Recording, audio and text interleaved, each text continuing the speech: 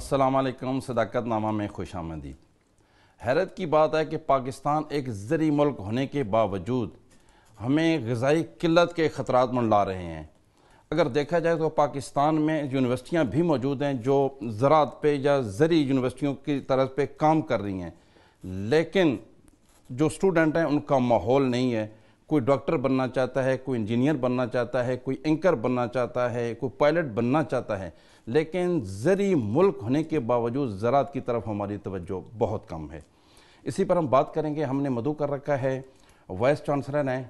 Arid university, arid agriculture university Rawalpindi کے جناب doctor Qamar Zaman صاحب۔ سر ویلکم، آپ نے ہمیں ٹائم دیا۔ ڈاکٹر صاحب بہت ساری ہم باتیں کریں گے۔ سب سے پہلے تو ہم آپ سے پوچھیں گے کہ سر آپ نے اپنے کیریئر کا آغاز کیسے کیا اور آپ نے پاکستان کے علاوہ کن کن ممالک میں اپنی خدمات سر انجام دی؟ تھینک یو جی صداقت صاحب۔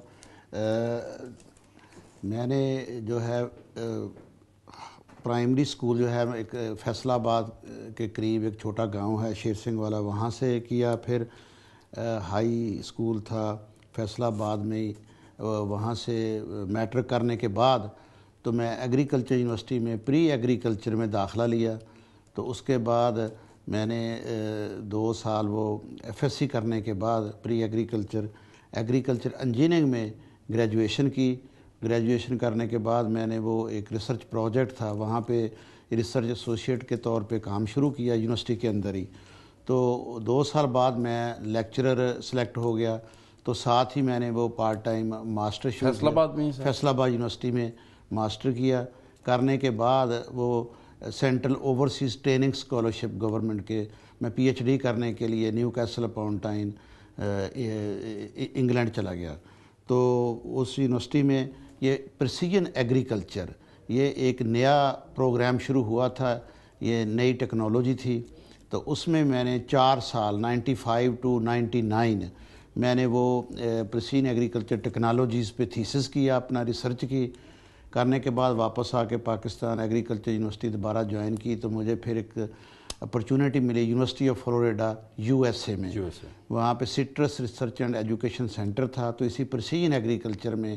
وہاں 3.5 سال میں نے ریسرچ ڈیولپمنٹ کا کام کیا۔ تو وہاں چونکہ سٹرس جو ہے وہ مین ان کی انڈسٹری کہہ لیں یا مین کراپ کہہ لیں فلوریڈا کی، تو وہاں پہ میں نے ویریبل ٹیکنالوجیز پہ کام کیا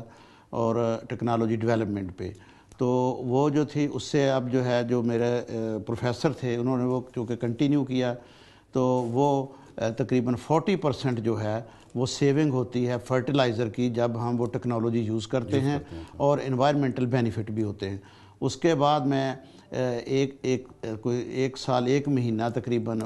Tokyo university of agriculture and technology میں رہا۔ تو وہاں J S P S fellowship تھی 2 سال کی، لیکن اسی دوران وہی پریسیجن ایگریکلچر ٹیکنالوجیز پہ ہی کام تھا۔ اسی دوران میری سلیکشن ہو گئی ڈلہوزی یونیورسٹی میں۔ نووا اسکوشیا ایگریکلچر کالج تھا جو اب مرج ہو کے faculty of agriculture Dalhousie university Nova Scotia Canada میں۔ یہ 2006 کی بات ہے۔ تو میری جتنی بھی ریسرچ ہے وہ فلوریڈا میں تھی۔ پھر یہ اس کے بعد یہ اب جو ڈلہوزی یونیورسٹی کی کینیڈا میں، یہ امپلائی میں یونیورسٹی کا تھا، لیکن ریسرچ میری انڈسٹری کے ساتھ تھی، اپلائیڈ ریسرچ، یعنی کہ پرابلم مینوفیکچرر کے یا پروسیسر کے یا فارمر کے تھے، تو اس کا سلوشن ہم تلاش کرتے تھے، پی ایچ ڈی تھیسز اس پہ کرواتے تھے اور ماسٹر۔ اس میں میرے 2 پیٹنٹ ہوئے جی، ایک امریکہ کا یو ایس اے کا، ایک کینیڈا کا جی۔ میں نے وہ ویریبل ٹیکنالوجیز پہ ایک سپریئر ڈیزائن کیا جو کہ اب انڈسٹری میں وہ ٹیکنالوجی یوز ہو رہی۔ تو اس کے بعد وہ میں ڈاکٹر صاحب اگر میں بات کروں تو آپ کا یقیناً بہت ماشاءاللہ ایک تجربہ ہے، اور آپ نے بہت سارے ملکوں میں اور بہت اچھی یونیورسٹیوں میں کام کیا ہے۔ اب چونکہ گزشتہ 3-3.5 سال سے اب پاکستان کی ایک جو ہماری سب سے بڑی یونیورسٹی ہے ایرڈ ایگریکلچر یونیورسٹی راولپنڈی میں، اس میں خدمات سر انجام دے رہے ہیں۔ ڈاکٹر صاحب میرا سوال یہ ہے کہ کوئی اسٹوڈنٹ آپ کے پاس کیوں داخلہ لے گا؟ اس کی ذات یا اس کی وجہ سے ملک کو کیا فائدہ ہوگا، اور جو آپ تعلیم دے رہے ہیں وہ کس طرح مستفید ہو سکتا ہے؟ اچھا، میں تھوڑی سی اس کی بیک گراؤنڈ دیتا ہوں جی۔ میں نے جو میرے سینئر مینٹر کہہ لیں وہ تھے، انہوں نے مجھے کہا کہ آپ نا یہ arid agriculture university vice chancellor position کے لیے اپلائی کریں۔ میرے پاس بہترین وہاں پہ ملینز ڈالر کے پروجیکٹ انڈسٹری کے ساتھ مل کے چل رہے تھے. میں نے اپلائی کیا, اب بھی وہ ڈلہوزی یونیورسٹی سے میں ان پیڈ وہ لیو پہ, تو میں آیا تو میں نے پہلا کام جو کیا تو وہ جو پی ایچ ڈی اسٹوڈنٹ تھے ان کا میں نے وہ پوسٹر سیشن کیا تھا. تو وہاں پہ مجھے کافی محنت کرنا پڑی وہ کوالٹی امپروو کرنے کے لیے. میں نے وہ ڈلہوزی یونیورسٹی والا کرائیٹیریا جو تھا وہ پہلے اپنے جو فیکلٹی تھے ان کو میں نے ٹریننگ دی اور ٹرین کیا, بڑے سیشن کیے ان کے ساتھ, سپروائزر کے ساتھ, پھر ایم فل کے لیے یہی کرائیٹیریا استعمال کیا. اس کے ساتھ ساتھ چونکہ یہ ایگریکلچر جو ہے, جیسا کہ آپ نے پہلے یہ انٹرو میں کہا تھا کہ یونیورسٹیز بھی ہیں, ریسرچ کے ادارے بھی ہیں, تو وہ لوگ توجہ نہیں دے رہے. اس کی جو میں نے دیکھا اور جو وجہ ہے کہ یہ اب جو ہے ٹریڈیشنل ایگریکلچر نہیں چل سکتی. ایک تو کلائمیٹ چینج کی وجہ سے جو اثرات آ رہے ہیں وہ ہم ڈسکس کریں گے. دوسرا جو ہے یہ کہ ہماری جو ٹیکنالوجی ہے وہ ہم اس کو اس طرح سے ایگریکلچر میں اپلائی نہیں کر سکے جس طرح باہر کی دنیا میں ہوا. اور وہ ٹیکنالوجی استعمال کر کے آپ جو ہے وہ 20 to 30% ایٹ لیسٹ پروڈکٹیوٹی بڑھا سکتے ہیں, کوالٹی بڑھا سکتے ہیں, اور اس کے بغیر آپ جو ہے وہ ایکسپورٹ کر ہی نہیں سکتے. تو میں نے پھر وہ جو وہاں کی ٹیکنالوجیز تھیں وہ جو فنڈنگ کے لیے اپلائی کیا, وہ کافی کمپٹیشن تھا یہ پلاننگ کمیشن کے ساتھ. تو وہاں پہ میں نے 3 نئے سینٹر شروع کروائے, انوویٹو ٹیکنالوجی, اس کی ڈیولپمنٹ, امپلیمنٹیشن اور کیپیسٹی بلڈنگ, کیونکہ ہمارے پاس ہیومن ریسورس ڈیولپمنٹ جو ہے اس پہ. ڈاکٹر صاحب ریسرچ کے حوالے سے آپ کی یونیورسٹی کتنا کام کر رہی ہے اور کس لیول پہ کر رہی ہے؟ تو یہ جو تینوں سینٹر تھے, ایک تو میں نے کہا کہ جو میرا فوکس تھا. دوسرا میں نے آتے ہی ایک وہ کینیڈین میرے کو کلیگ آئے ہوئے تھے اور ہائی کمشنر کینیڈا کے اور اس وقت کے سائنس اینڈ ٹیکنالوجی کے منسٹر تھے فواد چودھری. میں نے تمام سٹیک ہولڈرز بلائے کہ اس میں جو تھے فارمر تھے, پروڈیوسر تھے, پروسیسر تھے, گورنمنٹ کے جو تھے فنکشنری ان کو بلایا, فارمر ٹیم بھی تھی, کہ ہمیں پہلے پتہ کرنا چاہیے کہ ہمیں کس قسم کی پروڈکٹ تیار کرنی ہے. سٹیک ہولڈر جو فارمر کو فارم پہ کیا چاہیے, مینوفیکچر کو کیا چاہیے, پروسیسر کو کیا چاہیے, اور گورنمنٹ کی ہیلپ کے بغیر کیونکہ سارا فنڈنگ نہیں ہو سکتا. یہ میں نے ایک ایکڈیمیا, انڈسٹری اینڈ گورنمنٹ لنکیجز پہ بہت کام کیا کہ اس کو ہم اگر کر لیں تو اس کی وجہ سے ہمارے پاس آلموسٹ 5 بلین کے وہ پروجیکٹ ہیں, اور اس میں ہم وہ ٹریننگ ہی دے رہے ہیں جو انوویٹو ٹیکنالوجیز, جو کہ اب اس میں سب سے زیادہ پاپولر ہوئی ہے ڈرون ٹیکنالوجی. اس کی پالیسی پہ بھی ہم نے بہت کام کیا, لیکن وہ جو ہے اس کے ساتھ سپرے کا پہلے سلسلہ شروع کیا. وہ اب اس کی اتنی ڈیمانڈ ہے کیونکہ وہ نان ڈسٹرکٹیو ہے, بڑا چیپ ہے, ایپ بنی ہوئی ہے, آپ نے کلک کرنا, ڈرون سپرے کر کے واپس آ جائے گا. اس کے علاوہ جو ہے یہ کیونکہ جو آپ نے سوال کیا نا کہ وہ کیوں نہیں آ رہے, اسٹوڈنٹ کیوں نہیں آ رہے, اب بھی میرا یہی سوال ہے. یہ میں آپ کو بتاتا ہوں کہ معذرت سے میرا اب بھی یہی سوال ہے, کوئی آپ چونکہ عوام آپ کو دیکھے کہ کوئی آپ کنونس کریں کہ لوگ جو ہے باقی تعلیم چھوڑ کے آپ کی طرف کیوں ہیں. یہ آپ نے بڑا اچھا سوال کیا. یہ ہمیں چیلنج آ رہا یونیورسٹیوں میں. ایک تو یونیورسٹی زیادہ بن گئی, دوسرا یہ ایگریکلچر کی بجائے اس دفعہ یہ آپ جو دیکھیں داخلے جو ہمارے ہوئے ہیں, آئی ٹی انسٹیٹیوٹ ہے, سب سے زیادہ اس میں داخلے ہوئے. ایگریکلچر یونیورسٹی ہے, داخلے اس میں زیادہ ہو رہے ہیں. اس کی وجہ یہ ہے کہ اب ہم نے جو سارا کیوریکلم کی طرف بھی جا رہے ہیں, پریکٹیکل کی طرف, کہ ایگریکلچر میں جو آئی ٹی جو ہے اس کو انٹروڈیوس کریں. اور اس کو ہم نے جب وہ ہم نے سمارٹ فارم کو اناگوریٹ کیا, ہمارے پاس جو ینگ ایگریکلچر کے اسٹوڈنٹ ہیں اور ینگ فیکلٹی, ان کا اتنا رجحان ہوا کیونکہ وہ جو آپ کے پاس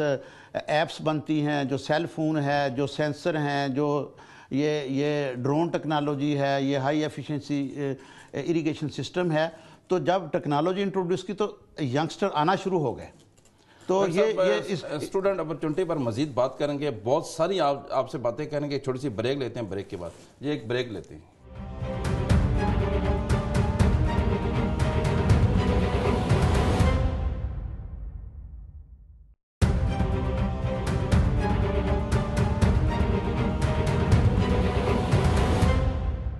بریک کے بعد خوش آمدید. ڈاکٹر صاحب یہ بتائے گا کہ ملک کو اس وقت فوڈ سیکیورٹی کے خطرات لاحق ہیں. ان کی وجوہات کیا اور ان سے کیسے نکلا جا سکتا ہے، ان سے کیسے نمٹا جا سکتا ہے، کوئی بتائیں سر آپ؟ دیکھیں، یہ جو فوڈ سیکیورٹی کے اختراعات آپ نے بالکل صحیح کہا کہ اب مین ہماری جو کراپ ہوتی ہے وہ ویٹ، اور پھر اس کے بعد رائس ہے، پھر میز ہے، شوگر کین ہے۔ میز میں تو ہماری پروڈکٹیوٹی بڑی ہے، شوگر کین بھی آپ کو پتہ کہ انڈسٹری ٹھیک جا رہی۔ تو ویٹ کا جو مسئلہ آ رہا، یہ پہلے تو بہت زیادہ تھا، یہ پچھلے سال بھی جو کلائمیٹ چینج کی وجہ سے ہیٹ ویو آئی، اچھا اس کے لیے ہمیں بہت پہلے تیاری کرنی چاہیے تھی، اور کچھ ہوئی بھی، لیکن اس لیول تک جو ہیٹ ریزسٹنٹ ورائٹیز تھی، ڈراؤٹ ریزسٹنٹ ورائٹیز تھی، ان پہ کام ہونا چاہیے تھا۔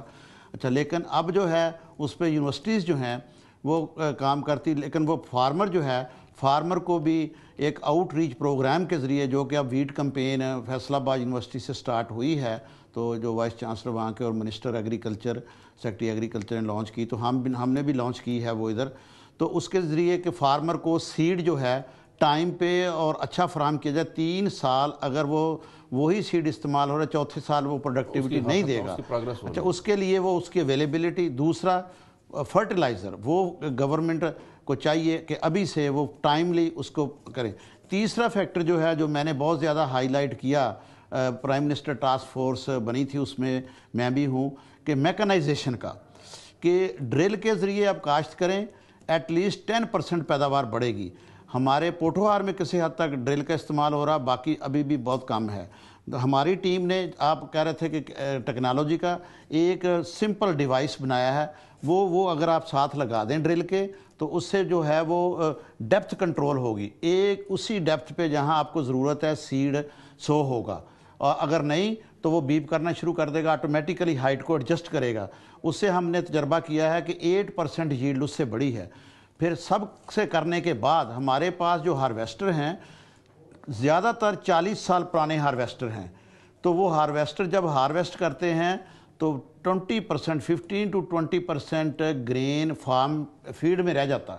تو اس کو اب ریپلیس کرنے کی ضرورت ہے۔ جو 10 ایئر اولڈ ہیں یا 15 ایئر یا 5، ان کے کچھ پارٹس ریپلیس کرنے کی ضرورت ہے۔ وہ گورنمنٹ لیول پہ اب سوچ شروع ہوئی ہے، چونکہ آپ اگر سارا کر لیں، خرچے ہو گئے، اگرو کیمیکل ایکسپینس کر لیے، انرجی کے کر لیے، ہارویسٹ نہیں پورا کر سکے، آپ نہیں کر سکے۔ اور سپرے کے لیے ہم نے ڈرون ٹیکنالوجی انٹروڈیوس کر، 600-700 روپیہ پر ایکڑ وہ لیتے ہیں ڈرون سے سپرے کرنے کے لیے، اور فاسٹ ایک ہمارے پاس جو ڈرون ہے، اب تو ہم نے جو ڈرون لیے ہیں اس میں وہ سیڈنگ کا بھی ہے، اس میں فرٹیلائزر کا ہے، اس میں وہ کراپ مانیٹرنگ بھی کرے گا، ایک ہی ڈرون، اور وہ 60 ایکڑ پر ڈے کرے گا۔ ویری کاسٹ افیکٹو ٹیکنالوجی ہے۔ اگر یہ ٹائملی فارمر کو وہ پہنچا دی جائیں تو پر ایکڑ ییلڈ جو ہے ہماری اتنی ہو جائے کہ ہمیں امپورٹ کی ضرورت نہیں پڑے گی۔ لیکن ایک دفعہ ہمیں جو ہارویسٹرز پہ خرچہ کرنا ہے وہ 1 سال میں ہی وہ پورا ہو جائے گا۔ تو یہ آپ کے یہ میڈیا کے آپ کے پروگرام کے توسط سے میں گورنمنٹ سے بھی یہ دوبارہ اپیل کروں گا کہ اس کی طرف توجہ دیں، جو سروس پرووائڈر ہیں، جو کہ یہ ہارویسٹر لاتے ہیں۔ بہتر سے بہتر۔ جی ڈاکٹر صاحب یہ بتائیں کہ یہ فوڈ سٹیپل کیا ہوتا ہے؟ کہا جاتا ہے کہ ہر علاقے میں ایک اس کا اپنا ایک معیار ہوتا ہے، اس کی وجہ سے بھی یہ سٹیپل فوڈ ہیں، یہ ہماری جو ویٹ ہے، رائس ہے، پوٹیٹو ہے۔ آپ کو پتہ کچھ جگہ پہ جہاں پہ رائس ہے وہ لوگ رائس زیادہ استعمال کرتے، ویٹ والے علاقے میں ویٹ، کچھ جگہ پہ باہر کے ملکوں میں پوٹیٹو بھی یوز ہو رہا ہے اس کی جگہ پہ۔ تو یہ ہمارے چونکہ ٹریڈیشنلی ہم ویٹ کی وہ جو بریڈ ہے وہی استعمال کرتے ہیں، لیکن آپ کے کہنے کا مقصد کہ ہر ملک کا یا ہر علاقے کا اپنا سٹیپل فوڈ، وہ سٹیپل فوڈ جو مین کراپ ہوگی وہی اس کی ہیبٹ بن جائے گی۔ تو اب جیسے ویٹ ہے ہمارے یہاں پہ آ گئی، لیکن ویٹ میں بھی آپ دیکھ رہے ہیں کہ وہ فوڈ ہیبٹ چینج ہو رہی کہ نوڈل کی طرف، یا وہ برگر یا بن آ گئے، لیکن ہے ویٹ ہی۔ لیکن ڈاکٹر صاحب اگر فوڈ پہ آپ نے گندم کی بات کی ہے تو میں اور آپ ہم نے دیکھا ہے کہ ہم گندم ایکسپورٹ کرتے تھے اور بہت زیادہ لمبا عرصہ، لیکن اب بدقسمتی سے ہمیں امپورٹ کرنا پڑ رہی ہے، تو اس کی تو کاشت ہماری بہت کم ہو گئی ہے۔ اس کے لیے دیکھیں نا جی، ایک تو سپورٹ پرائس، اب گورنمنٹ میں نے وہ بھی ٹاسک فورس میں بھی تھا، ڈسکس ہوا کہ ہم جو باہر سے منگواتے ہیں وہ ہمیں مہنگی پڑتی ہے، ہم اپنے فارمر کو جو ہے وہ سپورٹ پرائس اس کی بڑھائیں، اور دوسرا ٹائملی فرٹیلائزر کا اور یہ جو میکنائزیشن سے لاسز کم کریں۔ تو میرا نہیں خیال کہ کسی کی، لیکن اس سال جو ہے اب ہماری ذمہ داری اور بھی بڑھ گئی ہے کیونکہ سیلاب کی وجہ سے آپ دیکھیں کہ 3.5 کروڑ جو عوام جو ہے ہمارے لوگ ڈسپلیس ہوئے، ہزاروں ایکڑ واش ہو گئے، اور اب وہ جو خصوصی طور پہ جو سندھ ہے وہاں پہ تو ہم وہ سو نہیں کر سکتے کیونکہ واٹری ڈرین نہیں ابھی تک ہوا، تو وہ بھی جو ہمارا پنجاب کی سائیڈ ہے اس پہ ہی زیادہ آئے گا کہ پر ایکڑ ییلڈ بڑھانی پڑے گی۔ سر اسی سوال کو تھوڑا سا ہم بڑھائیں گے کہ سر یہ جو حالیہ سیلاب ہے پنجاب آپ سمجھتے ہیں کہ کتنے مدت میں دوبارہ جو ہے قابل کاشت ہو جائے گا، اور پھر سندھ میں ہم کس طرح اس کو کر سکیں گے؟ اچھا، پنجاب میں تو ہمارے 2 ضلع جو ہوئے تھے وہ تو واٹر ڈرین ہو گیا، اچھا اس میں بھی لیکن اس کے نقصانات سر کیا؟ نقصانات یہ ہیں کہ ہم اگر دیکھیں پیریڈ بڑا شارٹ ہوتا سوئنگ کا، پھر ہارویسٹنگ بھی نیرو ونڈو ہے، تو اس کے لیے گورنمنٹ کو جو سپورٹ کرنی چاہیے کہ سیڈ کا فوری بندوبست، کیونکہ ان کے پاس تو کچھ بھی نہیں رہا، سیڈ کا فرٹیلائزر میں سپورٹ کریں، اور جو مشینری ہے ٹریکٹر ہے ڈرل ہے فوری پرووائڈ کی جائے، اور سندھ میں جو ہے وہ جیسا کہ وہ آئل سیڈ کراپ جو ہے وہ وہاں پہ چونکہ لیٹ سوئنگ ہوگی وہ لگائی جائے، وہاں بھی فارمر کو یہ چیزیں آپ کو پہنچانا ہوں گی، مطلب اس وقت فوری امداد کی ضرورت ہے جو گورنمنٹ لیول پہ ہو تو تبھی ہوگا۔ اور اس کے بعد جو ہے یہ HEC میں وہ انہوں نے کہا تھا کہ جی ایگریکلچر یونیورسٹیز اپنا کیا رول ادا کر سکتی، تو ہم نے وہ ٹیکنالوجی کے یوز سے پہلا کہا تھا جی کہ ڈی مارکیشن کا بڑا مسئلہ آئے گا، کیونکہ اب تو وہ پتہ ہی نہیں زمین کس کی کہاں ہے، تو وہ ہمارے پاس ٹیکنالوجی موجود ہے، ایکسپرٹ ہیں، ہم نے وہ پرپوزل اور ورک پلان بھی جمع کروا دیا ہر چیز کہ ہم وہ ریموٹ سینسنگ سے ڈی مارکیشن کر کے دیں گے، اور وہ وہاں کیپیسٹی بلڈنگ بھی کر کے دیں گے، پھر جو کچھ ایریاز ان کے ہیں رینج لینڈ جس کو بولتے ہیں بڑے گریزنگ کے، ڈرون کے ساتھ ہم سیڈنگ بھی کر کے دیں گے، تو ڈرون بھی ہم نے وہ ارینج کر لیا ہے، تو وہ اب دیکھنا یہ ہے کہ گورنمنٹ آپ کی خدمات کب حاصل کرتی ہے، کب استفادہ کرتی ہے، اور اس سے جو ہے زمیندار ایگزیکٹلی یہ مہینہ پہلے گورنمنٹ کی طرف سے میں سمجھتا ہوں کہ ابھی وہ اس طرح ایکشن نہیں لیا جا رہا جس طرح لینا چاہیے تھا۔ ڈاکٹر صاحب مزید اس پہ بات کرنے کے چھوٹی سی بریک کے بعد، ایک بریک لیتے ہیں۔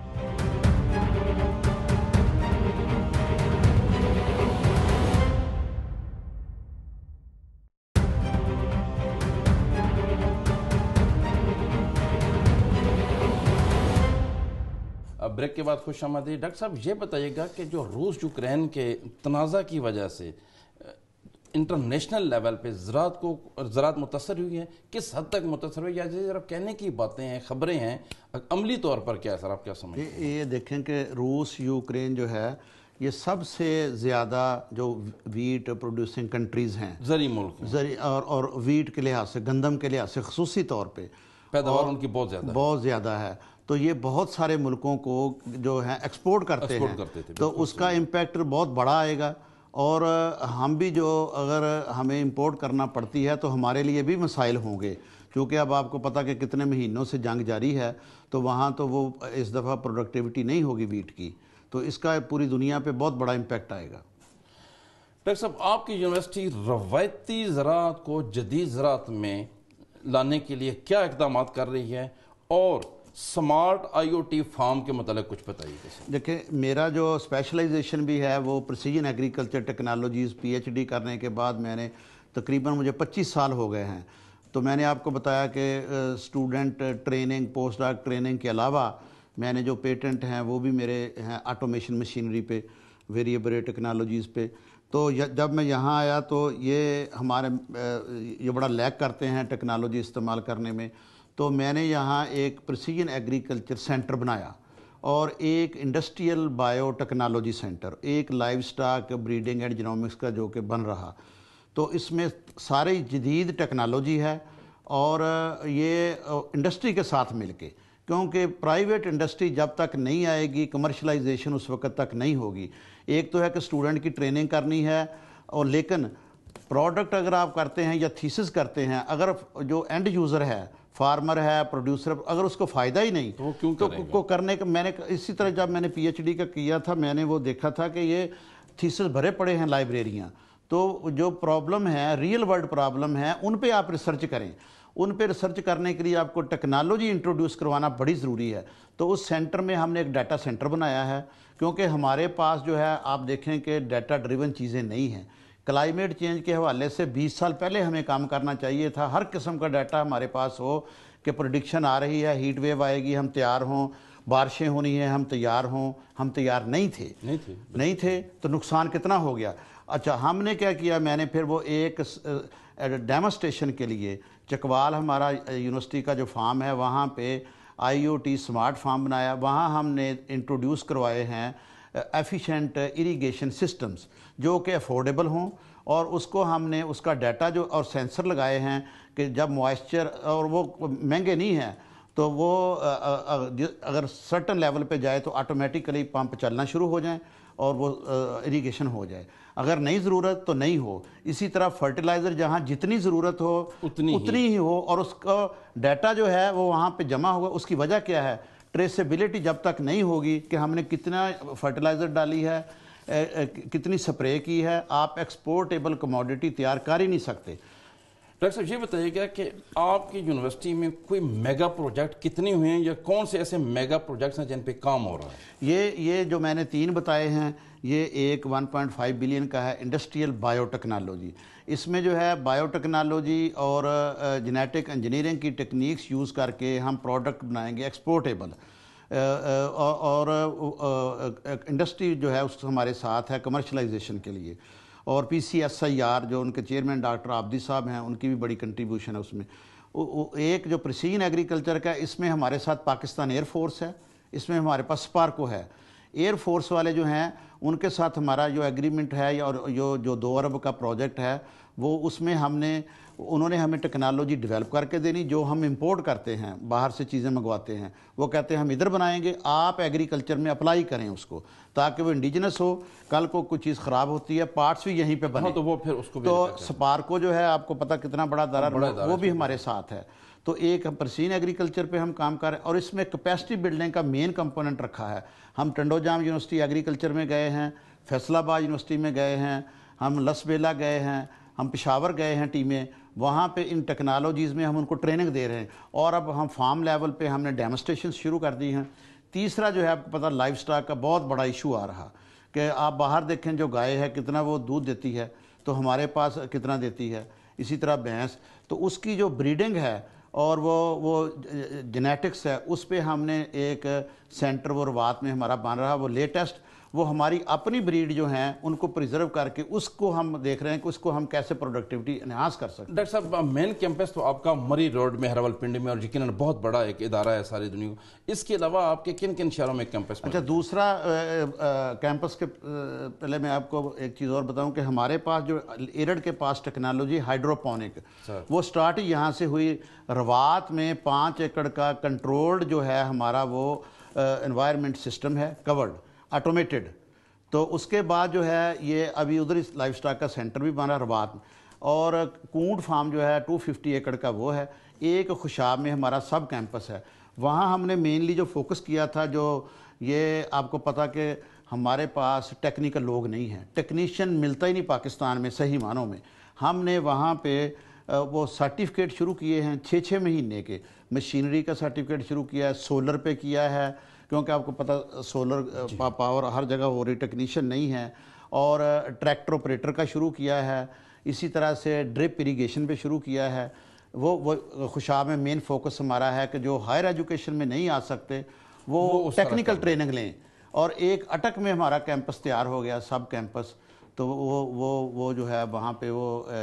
400 ایکڑ کا وہ فارم ہے۔ ڈاکٹر صاحب بہت شکریہ آپ کے وقت دینے کا، چونکہ ہمیں وقت کی کمی کا سامنا ہے، لیکن بہت زراعت کے حوالے سے چونکہ زرعی ملک ہے تو ہم نے بہت اچھی گفتگو کی، اور یقیناً آپ کی اس گفتگو سے بہت سارے لوگ اور خاص کر اسٹوڈنٹ جو ہے وہ متاثر بھی ہوں گے اور مستفید بھی ہوں گے۔ ہمارا وقت ختم ہوتا ہے، ہمیں اجازت دیجیے، اللہ حافظ، پاکستان زندہ باد۔